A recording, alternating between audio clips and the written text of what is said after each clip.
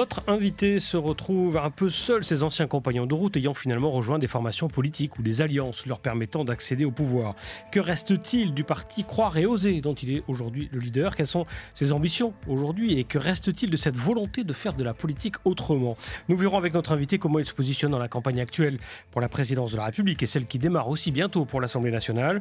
Nous lui demanderons également des nouvelles de son engagement en tant qu'élu, lui qui siège dans un conseil municipal et dans un conseil communautaire. Nous parlerons de contre-pouvoir, de défense de l'environnement, de gestion des déchets, de transport, de la situation internationale. Alexandre Lakancheong, secrétaire général du parti Croire et Oser, conseiller municipal à Sainte-Suzanne et élu à la CINOR, est l'invité de Dimanche Politique. Bonjour Alexandre Lakancheong. Bonjour Gaël Le Dantec. Merci d'avoir accepté notre invitation dans l'émission Politique de Réunion, la première Dimanche Politique qui est à suivre, on le rappelle, tous les dimanches à la radio, à la télévision, est à retrouver également en podcast sur notre site internet. Alexandre Lakancheong, il y a quelques années, avec Frédéric Maillot et Vanessa Paillet-Pignolet, vous représentiez ensemble une certaine conception de la politique, une relève aussi de la classe politique réunionnaise. Aujourd'hui, Frédéric Maillot est l'un des vice-présidents de la région et Vanessa Paillet-Pignolet est la suppléante du député socialiste Philippe Naillet pour la prochaine élection législative. Ils ont tous deux quitté le parti. Qu'est-ce qui s'est passé ? Je pense que, on l'a parlé de relève, on l'a parlé d'alternative quant à la politique, nous conforte notre ligne là-dessus, c'est-à-dire que, il fait juste un petit détour, monsieur Le Dantec, croire et oser. Deux mots, deux termes, deux mots d'ordre peut-être. Croire qui te définit en fait la pensée commune ou la pensée politique que nous l'a établie il y a maintenant 10 ans. Les personnes que l'a été mon frère et mon sœur d'ailleurs, comme on avait coutume d'appeler, l'a contribué à cette pensée politique. Et nous les même très fiers. Quant à l'audace, c'est la partie oser, le fait d'assumer l'action maintenant et l'engagement quant à l'exercice du pouvoir, on a décidé de prendre un autre chemin. Mais je pense que là encore un peu tôt pour évaluer maintenant le cas du vice-président de la région quant à l'action régionale. Il faudrait attendre peut-être encore 6 mois pour voir. Donc, sur la pensée politique commune que nous la constituée, dans la croyance et dans le fait d'assumer maintenant, grand bien est fait à Zot de respecter, mais espère encore, la pensée commune que nous l'a définie, les valeurs que nous l'a édifiées. Après, c'est le bilan, c'est le mandat que Zola a réalisé, qui fera, comme tous les Réunionnais, office de tribune et office de critères. Est-ce que vous avez le sentiment que d'aller finalement, de répondre aux sirènes d'une proximité avec le pouvoir en place, est-ce que c'est une trahison ou est-ce que c'est finalement un moyen de faire avancer ses idées en étant au plus proche des manettes ? Mais répète, ce que moi l'a dit monsieur Le Dantec, tout simplement, c'est-à-dire que le vocable n'est pas le plus important en l'état. L'important, c'est la plateforme d'idées. Croire et oser, c'est avant tout un projet. C'est un projet, c'est une plateforme d'idées que c'est une trahison que l'a été portée depuis 10 ans, comme idiot, excusez-moi, et que maintenant, les chemins que Zola prend et les institutions dans lesquelles Zola siège, c'est pas le cas notamment pour la deuxième, mais pour le premier, nous l'est pas encore à 1 an de mandat, tout à fait. Il faudrait attendre encore 6 mois pour évaluer ça. S'il a une fidélité aux idées qu'il a été défendues, et on aura l'occasion justement d'en discuter, grand bien il fait à Zot, et avant tout, nous était attachés à des valeurs de liberté, sous toutes ses formes.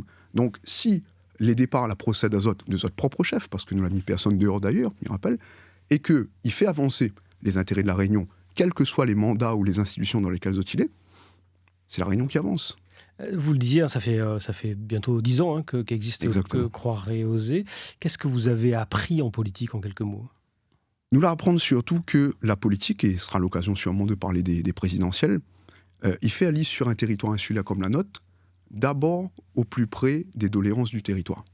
Et en disant ça, m'y inscrit à moi, m'y dirait, dans une tradition peut-être à la CIS, lorsque nous parlé des cahiers de doléances en 1789, sur les problèmes que l'étaient liés d'ailleurs à l'imposition, à la fiscalité, et les différents événements et la méthode d'éducation populaire, d'éducation de masse que nous l'a appliquée en décidant d'engager à nous en politique, il respecte et il reste fidèle à ce principe. Et qu'est-ce que vous avez appris en 10 ans ? Qu'est-ce que les différents moments politiques que vous avez vécus, que ce soit les campagnes ou justement les séparations, qu'est-ce que ça vous a appris du monde politique ? Personnellement, je pense que là, apprendre à nous que la politique, c'est une affaire sérieuse. C'est pas une affaire à prendre à la légère. Et il y a un adage qui dit d'ailleurs occupe-vous bien de la politique, sinon c'est la politique qui s'en occupe de vous.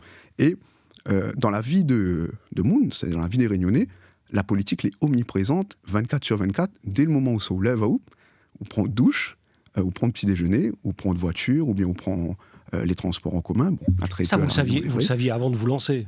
Oui, mais c'est une autre chose que d'assumer après. C'est ce que Midiao, sur la deuxième partie du nom de notre parti, Croire et Oser, c'est le fait d'assumer l'engagement quant à l'exercice du pouvoir. Parce que nous l'a jamais caché à nous, du fait de vouloir exercer le pouvoir. Même si nous définissons des modalités de contre-pouvoir dans l'exercice, et nous en parlera notamment sur la Synor ou sur la mairie de Sainte-Suzanne, mais l'objectif l'est quand même là.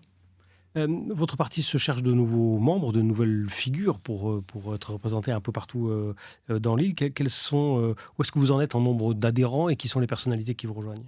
Alors, ce que l'est très bien, si vous voulez, M. Le Dantec, c'est que depuis une année que l'a écoulée, le parti porte-t-il bien, c'est-à-dire en tout cas notre formation politique qui porte-t-il bien au sens où nous l'avons ouvert une antenne dans le sud, avec notre frère Vincent Caramonte, que d'ailleurs nous salue. Nous l'avons en train de constituer une antenne dans l'ouest. Et c'est ces dynamiques que nous essayons de propager, un petit peu à l'instar, si vous voulez, des mouvements politiques qui greffent des idées et qui propagent azote avec les gens. Nous pensons, à notre humble niveau, et nous t'ai dit ça depuis 2014, que les formations traditionnelles, c'est-à-dire en prise avec le format institutionnel de l'exercice du pouvoir, les peut-être relativement en délitement, en déliquescence. Mais je pense que cette élection présidentielle, d'ailleurs, il réhabilite ce principe.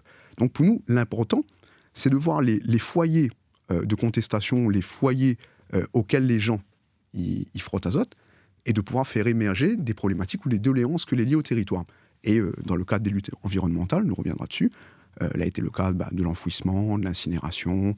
On va reparler de ces sujets-là. Vous parliez de la présidentielle. Est-ce qu'il y a un candidat que vous souhaitez soutenir pendant cette campagne, cette fin de campagne ? Je pense sincèrement, Gaël Le Dantec, que la question ne se pose pas en termes de personnalité ou d'individualité.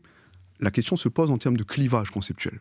Enfin là, c'est une élection présidentielle, donc avec un nom, Bien sûr qu'il y a de l'incarnation, mais ce qui ne se dit pas dans ce débat à la présidentielle, qu'on trouve d'ailleurs relativement confisqué, la faute ou la responsabilité incombant au conflit international entre la Russie, l'Ukraine, les conséquences sur l'Europe et nous-mêmes en tant que région ultrapériphérique. Donc on a l'impression, on a le sentiment en tout cas, que le débat de la présidentielle est relativement confisqué. Par contre, ce qui est intéressant de mettre sur la table et d'analyser, c'est le débat idéologique entre les européanistes et les souverainistes.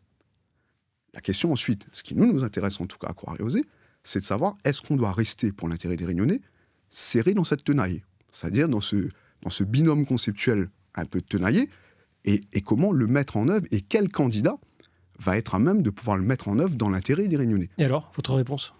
On n'en a pas. On n'en a pas en tout cas sur le principe. Vous prenez pas parti pour un candidat. Ça nous permet aussi de réhabiliter la ligne idéologique qui est la nôtre, c'est-à-dire le non-alignement. Et le non-alignement n'est pas la fermeture ou l'hermétisme, mais c'est le fait de condenser et de conjuguer les intérêts des Réunionnais à travers ce binôme conceptuel.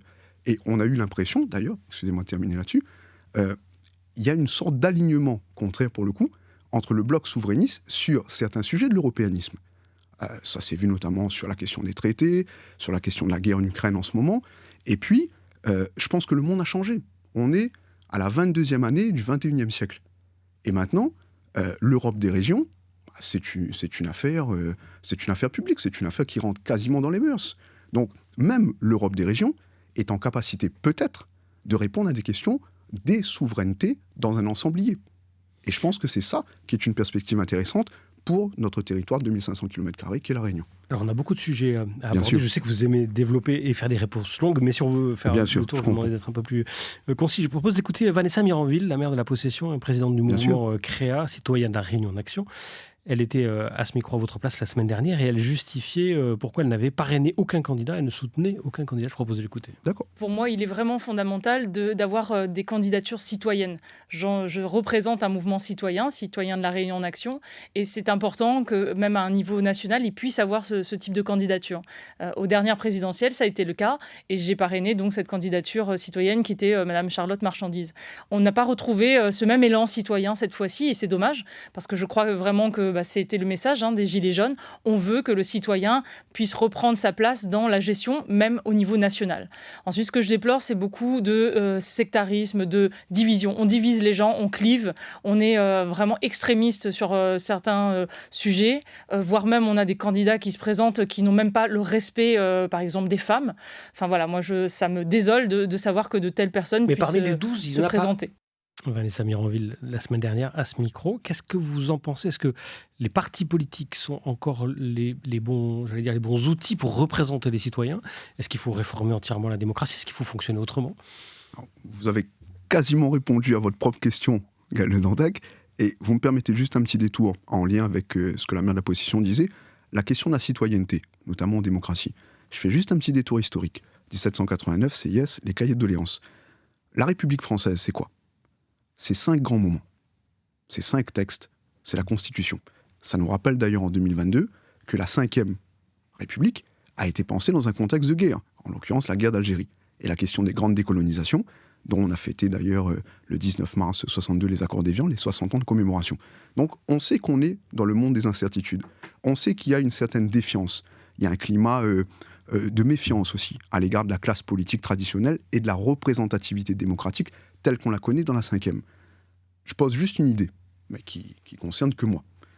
Et je termine là-dessus, vous inquiétez pas, en fait, le problème peut-être de la 5e, c'est qu'on a un ultra-présidentialisme dont l'élection précède la députation. Alors que si on respectait la remontée des doléances des territoires par le cahier des doléances en définissant une majorité à l'Assemblée nationale, on aurait eu peut-être un meilleur contrôle de l'action présidentielle par le parlementarisme. Et on aurait peut-être, j'y ai participé d'ailleurs, évité le mouvement du 17 novembre 2018, où, au fond, la plateforme de revendication était très disparate, ce qui est normal. Mais ce que les gens ont en tout cas ressenti, ce qu'ils ont cristallisé, c'est qu'enfin on peut reprendre la rue, on peut reprendre l'espace public et on peut être entendu. C'est-à-dire que notre parole peut peut-être avoir une incidence sur l'action publique. Alors je propose d'écouter justement quelques réunionnais à qui Hermione Razafinari va demander un peu quels étaient, selon eux, les enjeux importants pour cette élection. À l'heure actuelle, c'est l'argent, c'est que ça donne à nous. Le premier, il dit 2000 € le SMIC, là tout de suite le peuple il vote pour lui.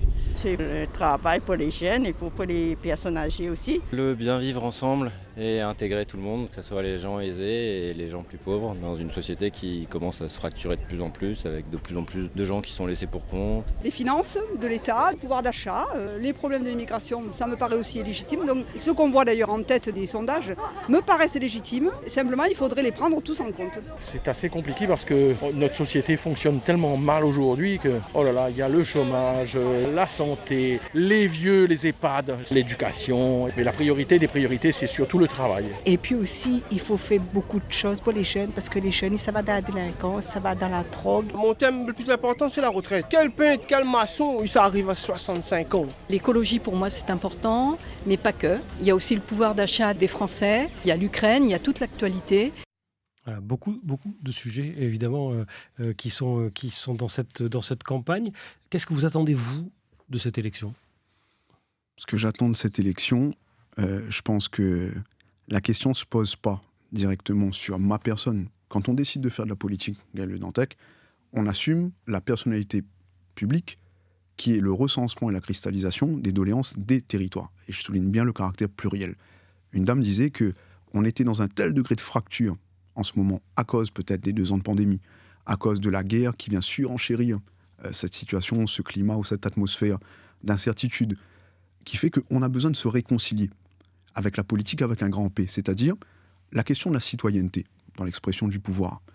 Ça a été, passez-moi l'expression, un feu follet utilisé par la classe politique traditionnelle à la suite des Gilets jaunes. Mais ça a eu le mérite quand même de soulever un loup, ou de soulever en tout cas une contradiction à l'intérieur même du système de démocratie. Les gens veulent faire de la politique, mais ils ne veulent pas nécessairement être élus. On le voit, si je vous donne juste un exemple, on le voit par exemple dans l'exercice des fonctions de la CINOR.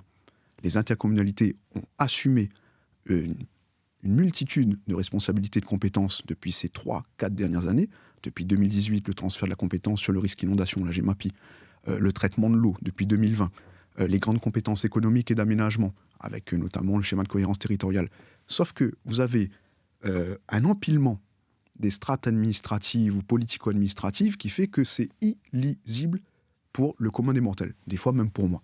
Je vous le dis en toute transparence. Il faut simplifier pour que les citoyens s'y intéressent plus ou mieux.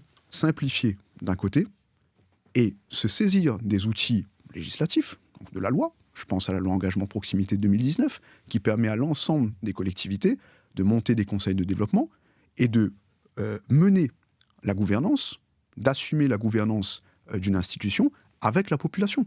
Mais reste encore, et ça c'est l'essence de notre parti, d'expliquer à la population les enjeux à la fois des territoires et en même temps de construire la parole et la solution politique à travers le cadre ou l'espace qu'on peut définir pour eux.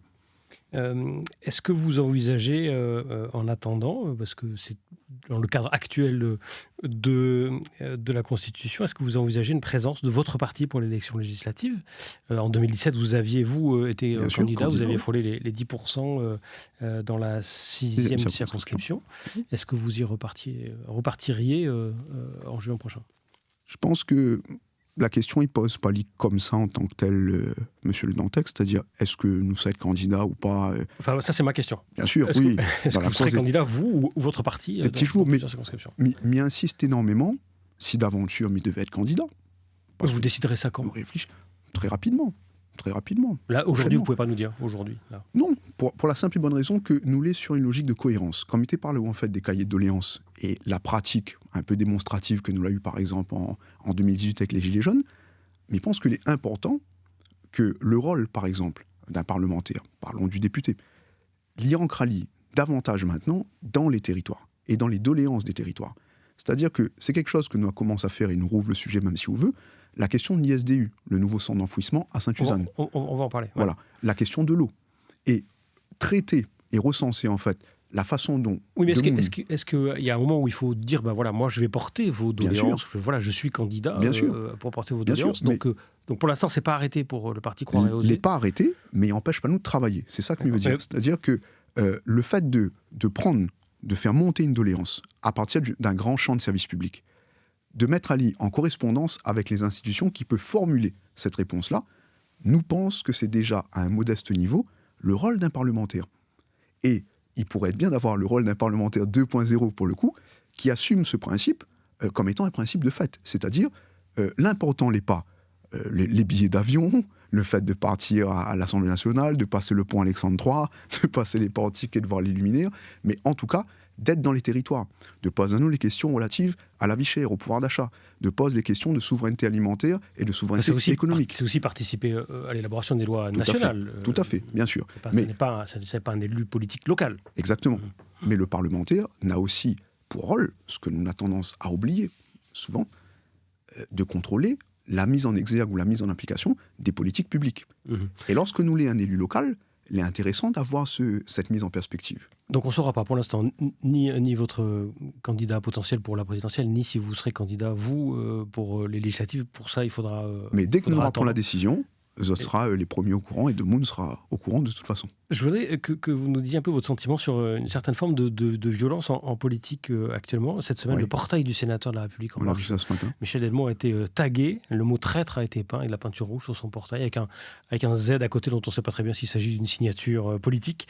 Il n'y a pas très longtemps, c'est Joël Bédier, le maire de Saint-André, qui avait été victime de coups de feu sur son domicile. Dans l'Hexagone ou même ailleurs, outre-mer, certains élus ont été...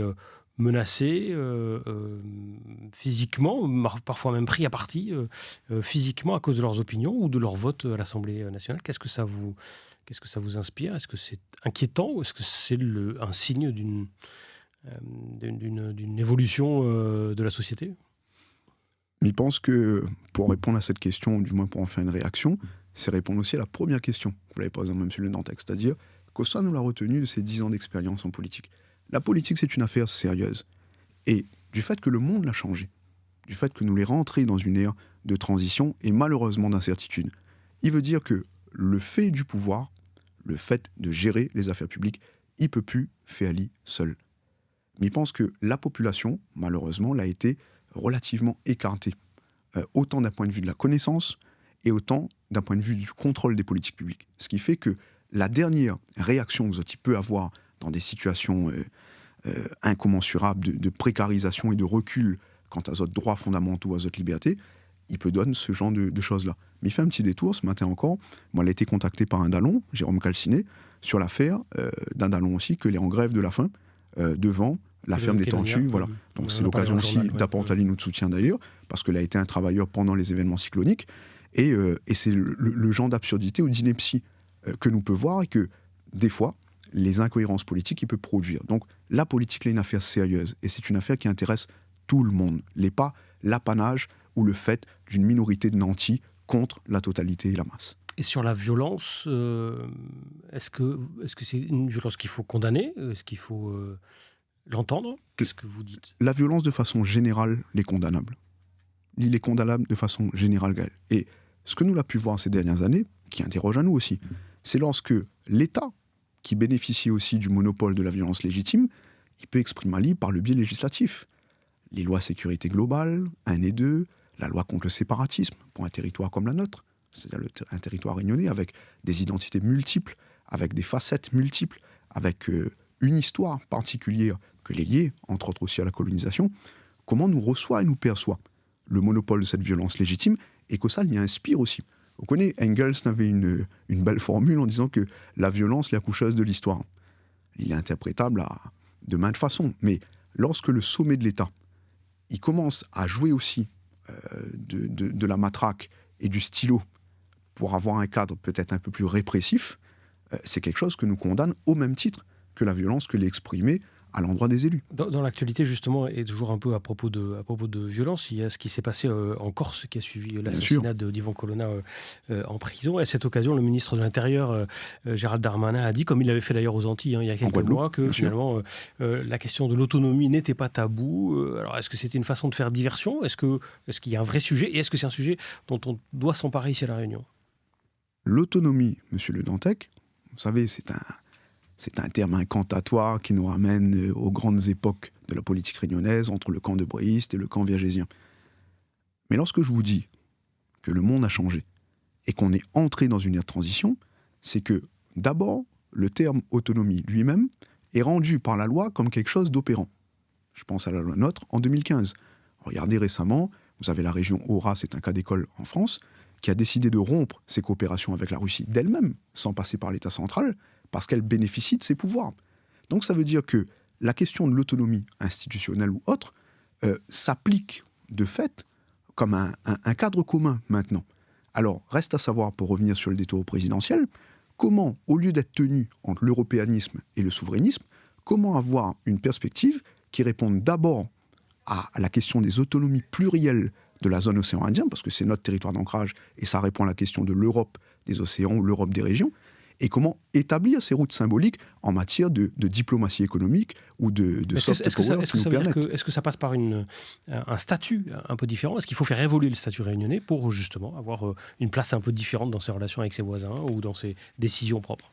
Je pense sincèrement que la question de l'autonomie ou de l'évolution institutionnelle, on peut mettre le doigt sur le fameux alinéa 5. Je pense que vous Virapoulet. Voilà. Non, mais en dehors de ça, est-ce qu'il faut faire évoluer les institutions ? Au-delà de ça, je pense que justement, dans les pratiques, on a déjà évolué. Donc ça veut dire que le cadre est suffisamment souple aujourd'hui pour qu'on puisse faire vivre cette autonomie d'idées ? Je pense que sur le principe, on a des latitudes.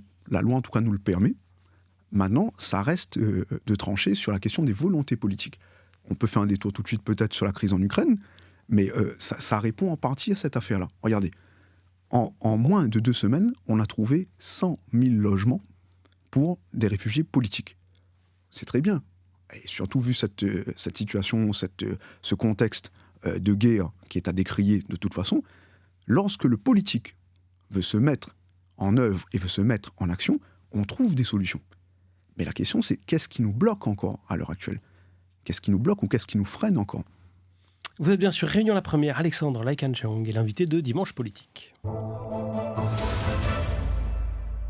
Souvent, les élus, quand on leur parle d'autonomie, répondent autonomie alimentaire, autonomie énergétique. Tout le monde est d'accord pour ça. Et en même temps, j'ai l'impression que ça avance pas vraiment. Je ne sais pas comment est-ce que vous voyez ça.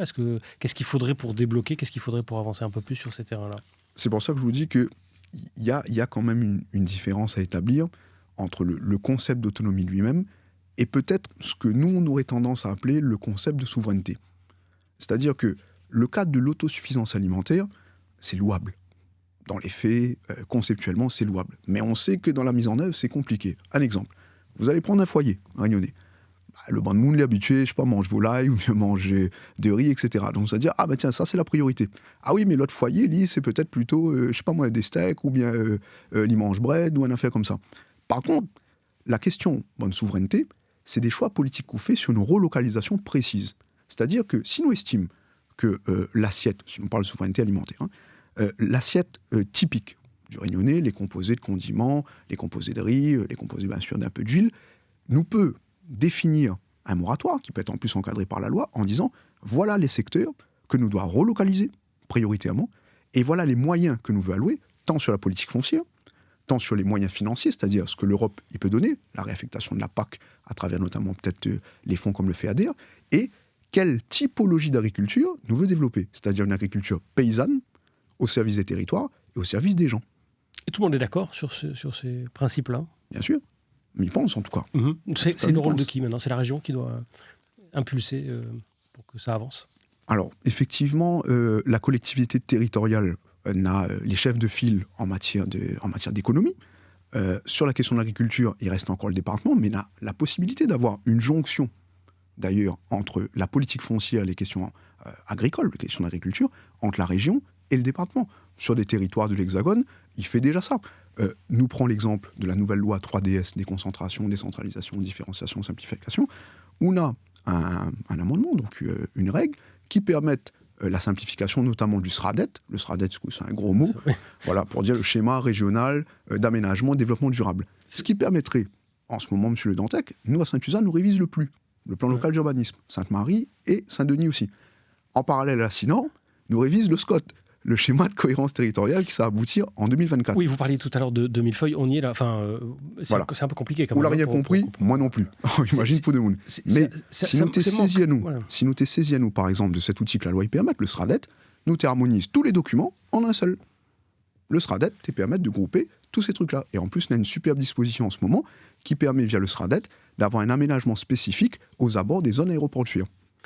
On a encore beaucoup de sujets, mais comme vous parlez beaucoup, on va pas pouvoir tous les aborder. Je le disais, vous êtes élu à la SINOR, l'intercommunalité, qui est en charge d'un certain nombre de sujets, de plus en plus de responsabilités. Un mot de la question de la gestion des déchets, parce qu'on sait que voilà, elle est importante. Où est-ce qu'on en est ? Il y a eu un petit flottement. À un moment, on a dit qu'il faut 2 incinérateurs sur l'île. Après, il n'en faut plus qu'un. Après, il en refaut 2. Où est-ce qu'on en est ? Alors, pour dire vous la vérité, en ce moment, on dirait que c'est un sujet tabou. Il n'en parle plus, il n'est plus à l'ordre du jour. Nous l'a rien vu d'ailleurs dans les orientations budgétaires de 2022, ni dans le budget primitif que ça arrivait bientôt. La question a disparu, pourtant elle est toujours là. Et oui. Et nous, d'ailleurs, à Sainte-Suzanne, nous subissons de plein fouet. C'est-à-dire que, le territoire nord, c'est à peu près, via le Sydney, c'est à peu près 300 000 tonnes de déchets, avec une réduction récente sur l'année passée, si je ne me trompe pas, de 7%, parce qu'on a eu justement le traitement par CSR, combustible solide de récupération. Mais la première question, c'est à qui appartient le CSR ? La deuxième, c'est que une fois que nous aura délimité ça, effectivement, ce CSR, il faut en faire quelque chose. Sauf que le résidu du CSR, nous acceptera pas, à Sainte-Suzanne, que nous écope d'un 2e centre d'enfouissement pour les déchets ultimes, d'abord, et demain, peut-être même pour les déchets dangereux. Alors, on a la question à traiter avec Albioma, et ça y renvoie à nous à l'année prochaine sur la loi de transition énergétique qui veut reconvertir les chaudières d'Albioma pour importer du bois de pellet.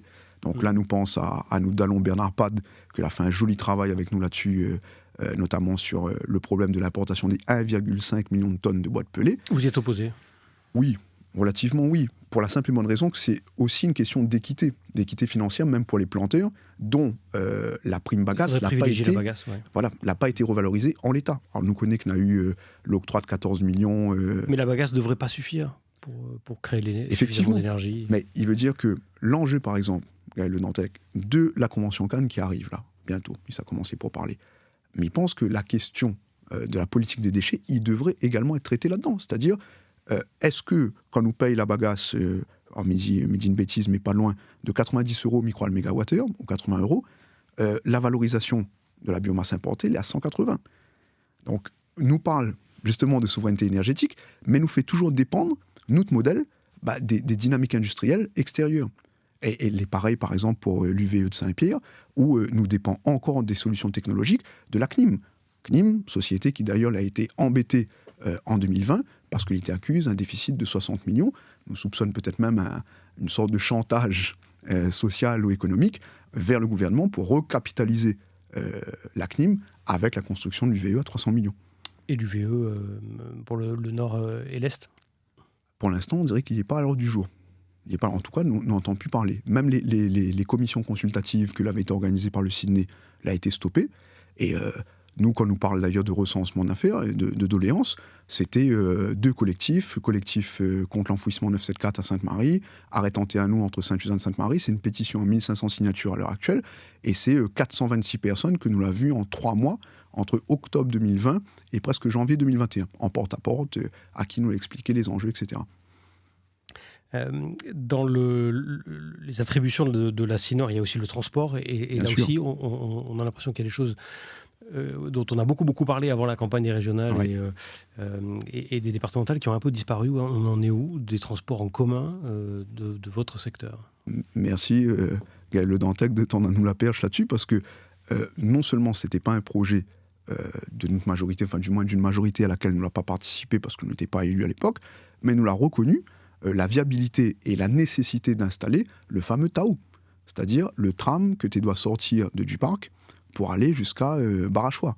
Nous, on a fait campagne d'ailleurs sur l'économie qui était réalisée sur le tracé du boulevard Sud, qui a été demandé par la Commission nationale du débat public, et par cette économie de 300 millions, nous peut ouvrir l'axe jusqu'à Quartier Français en ayant une voie d'accès rapide même pour les bus, et de commencer en fait le tram à Quartier Français, parce que les 90 000 véhicules jour qui arrivent dans la porte est de Saint-Denis, ils sortent généralement de Saint-Benoît, Saint-André.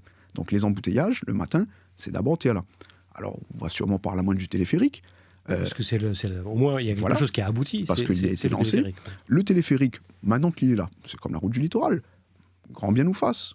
S'ils permettent de rendre service, par exemple, aux gens de Bois-de-Nef pour descendre au marché Foraine-Chaudon, pourquoi pas ? Mais nous connaissons que c'est une solution alternative de transport qui n'est pas complète. Comme il dit aux 90 000 véhicules jour qui arrivent dans l'entrée est de Saint-Denis, on fait le ratio, la capacité de montée du téléphérique, c'est 6 000 passagers jour. Quand on n'a point de panne, quand on n'a point de protocole sanitaire, entre autres. Donc, nous connaissons que nous ne l'est pas encore rendu. 50-55 millions d'investissements pour cette affaire, 3 à 7 millions de pertes d'exploitation par an. Donc, là, je pense à mon collègue Gérard Françoise, qui est le président de la Saudi Park. Donc, c'est un gros sujet à traiter et à gérer. Tant qu'on n'a point de connexion et de report de modalités avec un réseau ferré. Donc vous n'allez pas nous dire où est-ce qu'on en est pour l'instant des projets, vous qui siégez à la CINOR, est-ce que c'est de temps en temps au menu des discussions ? Ce que nous peut dire, nous essayons de remettre toujours sur la table cette question. Bon, étant donné que nous avons une voix minoritaire au sein de la CINOR, parce que nous les 2 élus de l'opposition, nous ne l'avons pas privilégié. Mais à chaque fois que nous l'avons en commission aménagement, nous pose cette question. Et pour l'instant, nous avons le TAO inscrit nulle part. Alors on a des intentions en termes de littérature, mais rien dans les faits. Ce que c'est dommage. Alexandre Lacachon, on vous a vu dans certaines luttes, donc je voudrais bien que vous nous disiez un mot. Le parc du Volcan, par exemple, avec le collectif Daumont de la Plaine. Oui. C'est quoi le sujet ? Qu'est-ce que vous, de Sainte-Suzanne, êtes allé faire là-bas, à la Plaine des Cafres ? Alors, de façon globale, si vous voulez, Le Dantec, toutes les questions qui intéressent la politique foncière réunionnaise y intéressent à nous de près. Parce que nous estimons qu'à La Réunion, c'est la plus grande richesse dont nous disposons. Maintenant, que ça nous fait du foncier réunionnais. Daumont de la Plaine, donc les gens de Bourg-Murat, la mobilisation au sein d'une association, ils ont demandé le soutien de qui te veut bien. Comme on connaît, nous l'étions engagés aussi dans le combat de Manapani, donc nous pensons aux frères et sœurs Zazalé, nous l'étions engagés sur Casabona, donc nous pensons à notre frère Christophe Barbarini. Et à chaque fois, nous voyons quelque chose de symptomatique, c'est que la terre réunionnaise les spoliée au profit à chaque fois des intérêts industriels ou touristiques dont les modèles ne correspondent pas nous réellement. Le parc du Volcan, que l'était le projet porté par la municipalité, c'est un projet qui indexe un peu sur les critères du Puy du Fou, avec 11 millions et quelques, m'y crois, avec des ballons captifs, des tyroliennes, sans respecter...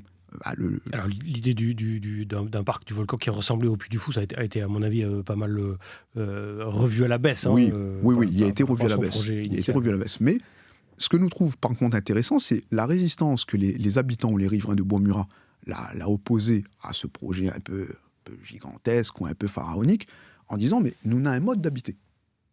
Nous avons un mode d'habiter à la plaine, donc sur une portion du territoire, dans les Hauts, de surcroît, et nous peut décliner un mode de tourisme que n'est peut-être pas indexé sur ce que ces gens ils voudraient faire. Nous redescendre par exemple à Casabona, Gall Dantec, là a été l'implantation encore des modèles économiques du type grande surface, fast-food, etc., toujours sur des zones un peu aérées du territoire. Idem pour le littoral de Terre-Sainte, idem pour Manapani. Et nous pensons, à notre modeste niveau, que les pas des solutions que les en prise avec le territoire et qui correspond avec l'intérêt des Réunionnais. La réponse des élus, souvent, c'est l'emploi. C'est l'emploi. Comment est-ce qu'on concilie la préservation, effectivement, d'un mode de vie, d'une certaine qualité de vie et d'un environnement avec aussi le besoin d'avoir des emplois rémunérés? De toute façon, et de façon très générale, l'emploi n'est pas décrié. Bien sûr, nous l'avons entendu dans les témoignages qu'elle était l'une des principales préoccupations des gens à l'heure actuelle.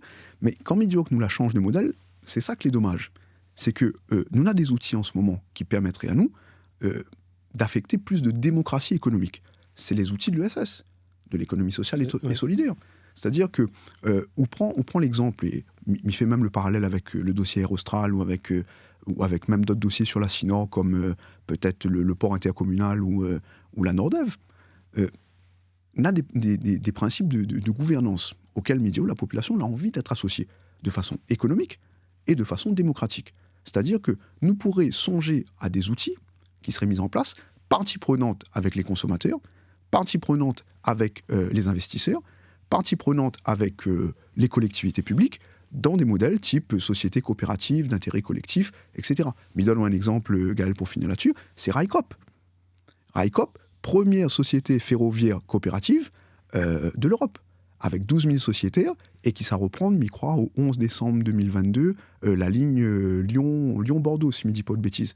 Donc c'est autant de choses, quand on voit le dossier d'Air Austral, c'est des choses qui seraient intéressantes, et d'ailleurs nous appellent même les syndicats, les travailleurs, les repreneurs réunionnais, c'est les investisseurs, la collectivité territoriale, à discuter, nous les prêts à discuter d'une solution éventuelle sur ce type de stratégie. Est-ce que vous avez l'impression d'être suivi dans ce genre d'avancées et de propositions? On entend bien le discours qui consiste à dire qu'il faut que les citoyens s'emparent de ces dossiers-là, et soient un peu plus acteurs dans la gestion, y compris économique, et en même temps, quand il y a eu des ouvertures d'espaces comme ça de décision, les citoyens ne se sont pas bousculés.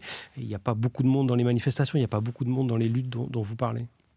Alors, si vous permettez-moi juste de finir sur les modèles alternatifs. Après, assez rapide parce qu'il nous reste quelques minutes. Oui, bien sûr. Pourquoi nous doit vraiment atteler à nous à prendre ces nouveaux modèles?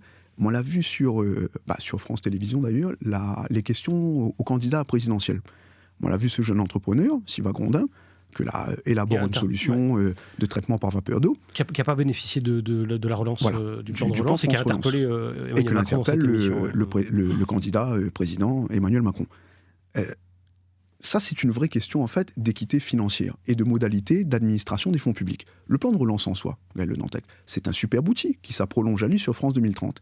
Mais quid d'abord des questions d'arbitrage quant à l'allégation à l'octroi de ces fonds, et quid des modèles économiques? Si les monopoles ou les lobbies les toujours favorisés sur une économie de comptoir, malheureusement, ne créera pas d'attractivité, ne créera pas d'ambition, notamment dans la jeunesse réunionnaise. Or, ces outils de déconcentration, que par exemple, les SCIC, les SCOP, les CAE, tous ces nouveaux modèles de gouvernance, de démocratie économique, il peut permettre à la population progressivement de mettre un pied à la fois à la gestion et à la fois, en fait, à l'impact.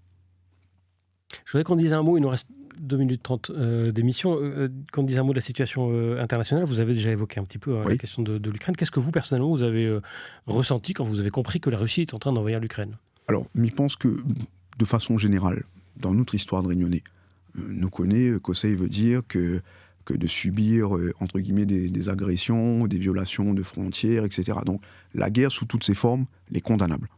Ça, on ne peut pas dire autrement. Maintenant, comme idiot, ce qu'il est intéressant quand même de voir dans les conséquences de ce conflit, c'est que nous sommes capables d'accueillir en France donc 100 000 réfugiés politiques, de trouver à un toit, et bon Dieu merci, de trouver à manger. Mais il veut dire qu'à quel moment la volonté politique réunionnaise et donc française, il peut atteler à trouver de telles solutions pour l'intérêt des Français ou des Réunionnais. Mais il fait juste un dernier détour parallèle en fait à l'Ukraine, c'est la situation par exemple dans la zone océan Indien. nous l'a vu qu'on a eu le sommet de la COI avec les ministres des Affaires étrangères en novembre de l'année passée. Et nous connaît que la Réunion a un rôle peut-être de chef de file économique à établir au-delà des routes que nous construisons en ce moment, Gaël Le Dantec. Nous avons besoin, à l'instar de la route de la soie, de construire des routes symboliques où nous pouvons assumer la conjugaison en fait, des souverainetés économiques des pays de la zone et de faire de la diplomatie économique au nom de la France et au nom de l'Europe. Je pense qu'en tant que tel, c'est ça les grands enjeux auxquels nous devons répondre à l'heure actuelle dans la zone. Mais est-ce que ça veut dire justement que on entend souvent les candidats ou les représentants politiques nationaux parler des Outre-mer et de la Réunion comme étant finalement une extension de la France avec un rôle à jouer dans l'océan Indien par exemple. Oui. Mais quel est l'intérêt de la Réunion même dans cet océan Indien? L'intérêt... Avec qui aurons-nous intérêt à avoir des partenariats économiques, diplomatiques? Alors, m'invite à voir regarder par exemple la situation juste aux abords du canal du Mozambique, qui est le dernier grand canal commercial entre guillemets, où les Chinois y installent l'azote progressivement, au niveau du Kenya, où la France, en installant un lit à Mayotte, il peut lorgner sur les réserves pétrolières, notamment de la Grande Comore. Mais je pense que c'est justement dans cet espace-là, dans cet espace de nouvelle conjugaison, que la Réunion, via la France et via l'Europe, n'a intérêt à assumer son rôle de chef de file. Et il pose une question au-delà des statuts, de la capacité institutionnelle que l'on a assumé l'India-Océanie ou l'Indo-Pacifique, que le président Macron a dit. Mais il explique en 2 mots, il est fini. C'est la capacité, par exemple, à avoir un comptoir, ou du moins une antenne, du ministère des Affaires étrangères sur place, pour que la COI n'ait pas une coquille vide, sans dire que nous assumons la diplomatie française autour, mais que nous avons quand même des capacités, et une antenne couplée du ministère de l'économie. Quand il dit que nous devons faire de la diplomatie économique, c'est la meilleure façon peut-être d'éviter les guerres, comme nous l'avons vu en ce moment en Ukraine et en Russie, et c'est surtout de sortir de cet état d'économie de comptoir. Oui, surtout en Ukraine. Et c'est surtout ce problème d'économie de comptoir, avec la crise des conteneurs que nous vivons en ce moment, avec l'import, et justement un modèle économique réunionnais que est malheureusement trop basé sur les importations. Voilà, on arrive en toute fin d'émission. Merci beaucoup. Merci à vous, Alexandre Lakenchong, d'avoir été l'invité de Dimanche Politique. Et bonne soirée sur La Première.